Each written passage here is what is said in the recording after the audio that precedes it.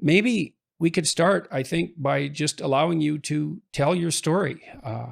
So you can start wherever you'd like. And Thank you. Exactly as you mentioned, after Soviet Union collapsed, they were stopped helping North Korean regime. And North Korean regime is like run by central government economy. So they decide how much rice you can eat that day per person based on their class. So even though the biggest irony of North Korea is that it was founded the idea of equality, make everybody the same, the communism, and then they call it themselves as a socialist paradise. But they made into North Koreans into three big categories of classes, and within three categories, they divided 50 subcategories of classes. So it became the most unequal society that you can imagine right now in our human history. I was born in the northern part of North Korea. So during this Great Famine that was man-made famine by Kim regime, that's where most of North Koreans died, in the northern part where I was born. And the people in Pyongyang, in the capital, they were still well fed. So the modern example that I found was actually the Hunger Games. There is a capital and they divide 13 different districts. They make everybody else outside the capital on verge of surviving. So people do not think about what is the meaning of life, what is freedom. All they have to think about is next meal. Like, can I find food to feed my child? And in Pyongyang, they are really well fed and they have every intention to maintain the system and the regime. So that's where I was born in the 1993. Seeing the dead bodies on the streets was literally everyday thing. I never knew that was like weird word. And that's what got me the first when I came out. People were saying, like, why there's no revolution in North Korea. And first of all, we don't even know the vocabulary revolution in North Korea. It's a country where they don't teach us about the word love. There's no romantic love in North Korea. I never heard my mom telling me that she loved me. The only word that we know, love, is that written form of the word where we describe our feelings towards like dear leader, not about to another human. So there's no word for love, no word for human rights, dignity, freedom. And that's why, people in North Korea, they don't know they are oppressed. They don't know they are slaves. you said the information control was so total that you had absolutely no idea what was happening in the outside world. And you believed at that time that despite what you saw around you, that other countries were much worse. So even here right now in this 21st century, North Koreans do not even know the existence of internet.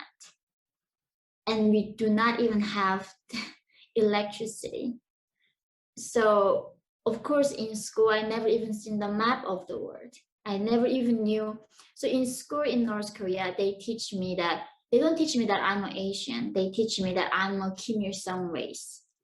And North Korean calendar begins not when the Jesus Christ was born, when Kim Il-sung was born. So they cut out entire information and people literally get executed for watching foreign information. And that is a crime to be dead in North Korea. So you do not have a freedom even to travel abroad. It's an entire black hole of information. You don't know outside that cave what's happening. But of course, like the leaders like Kim Jong-un, he went to school in Switzerland. The top elites go out, but the people at the bottom, most of them, never even seen the map of the world. And we don't even know what Africa, other continents, other race. And that was like me. And you described the conditions that you grew up in. So first of all, what stands out quite remarkably is the degree of hunger. Yeah. So tell me a bit about what it was like when you were a kid in the 90s in Korea with regards to eating. So North Koreans are on average 3 to 4 inches shorter than South Koreans because of the malnutrition. And I'm like 5'2", but most of North Korean men are shorter than me. So if we are above 4'10" feet high, you must go to military. So tons of North Korean adult men are around 4'10", like even below that right now. So this severe malnutrition affects even our brain development. North Korea's average life expectancy is like, if somebody lives up to 60, we think they lived a really long life. Like my grandmother who died from almost like malnutrition before her 60, everybody thought like, oh, she lived long enough to do that. So it is a different planet we are talking about. Being in North Korea, of course, like only way for me to get my proteins were eating, grasshoppers, dragonflies, a lot of insects, tree barks, plants, flowers, and that's how we survive. And most of people die in the spring because that's when there's no like really insects and plants are. And that's where every spring there's most of people dying, and majority of people dying that time. Yes, and you said that for you and for the people around you, spring wasn't a time of hope and renewal, but the absolute worst time of the year. And so maybe you can explain that. Yeah, it's like every spring I remember my skin sort of like cut off from the like vitamin lackness that I would get dizzy, and it's like season of death every spring. The people who couldn't wait until the summer so the plants grow, and that's when like we all know that tons of people are gonna die. And I still remember I escaped in the spring at the March of 2007.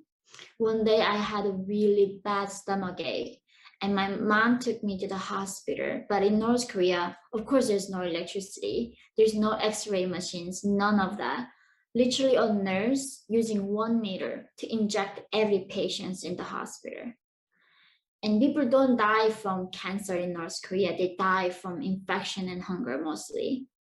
And the doctor literally told my mom that she has appendix. I think we gotta operate on her like right now in this afternoon. And they do not use anesthesia. It's a very like people don't use anesthesia in North Korea. So they would cut my belly open that afternoon, and I was fainting. And they said, "Oh, she just malnourished. She got an infection. She doesn't have any appendix." And then they closed me back, and then literally from our hospital to the bathroom, there were like piles of human bodies piled up, and you see children like chasing the rats, eating human eyes first, and then children catch these rats and they eat, and they somehow die from I don't know what it is. Then rats eat the children back. So this cycle of us eating rats and they eat us back is going to continue. Yeah, and you said that was happening in the hospital. You also mentioned in that episode that you woke up before the surgery was over because the anesthetic ran out. It was not even like actually a full anesthetic. It was more like a dose of I think sleeping pill, like a lot of tons of it. So most of people in North Korea right now, even when they cut their legs open, sewing their bones, they do not give any anesthesia because it's a free healthcare and regime do not provide anything for the people. So yeah, you mentioned as well, and so we can talk about your familial situation, that in the 1990s, the average wage in Korea was the equivalent of $2 a month. And so $1.90 a day is what the UN regards as the line between poverty, like absolute privation related poverty, and enough to barely subsist on, $1.90 a day. And so North Koreans were making as much in a month as the UN allows for poverty in a day. And you describe, eating virtually nothing. Rice was a luxury. Other forms of food, especially protein, were virtually unheard of, including fruit.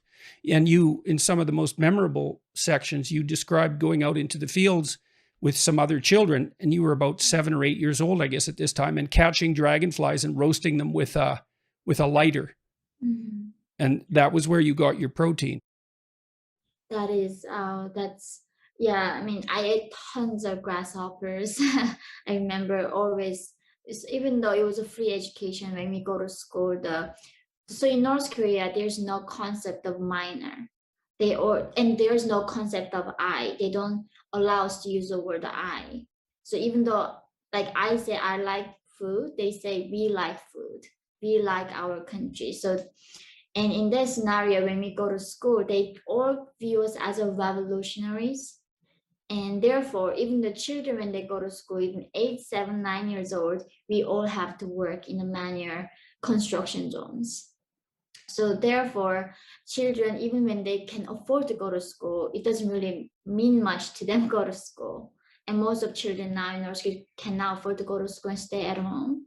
And that was like my job. And parents go out to find food. Children would like clean and bring the drinking water. We don't even have a sewage, and going to mountains and bring a lot of the firewood because we don't have gas or coal, anything. We have to find anything we can find in the nature to cook food.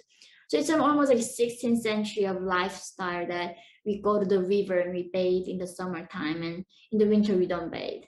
And only a few times we take bath. And that's why I still sometimes cannot believe that this is the same life that I'm living in right now.